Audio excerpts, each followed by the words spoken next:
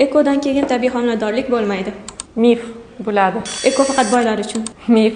40 yoshdan keyin eko muvaffaqiyati ehtimoli pasayadi. Haqiqat. Ekodan tug'ilgan bolalar kelajakda eko orqali farzandli bo'ladi. Yo'q, nima uchun? Ular tabiiy homilador bo'la olishadi. Mif bu. Homiladorlikda o'zida tekshiruvi zararli. Mif. Zarari yo'q. Keservadan keyin tabiiy tug'sa bo'ladi. Ha, haqiqat. Keservadan keyin tabiiy tug'sa bo'ladi ko'rsatmalar bo'yicha. Ikkinchi farzandni tug'ish birga qaraganda oson. Yo'q, mif. Homiladorlikni rejalashtirishdan oldin er-xotin birgalikda davolanishi kerakmi? Ha, to'g'ri, haqiqat.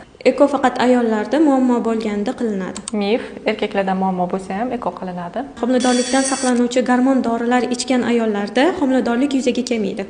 Mif.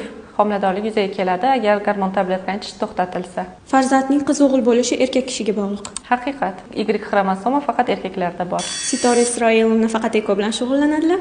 Mif. Tabiiy homiladorlik bilan ham shug'ullanamiz.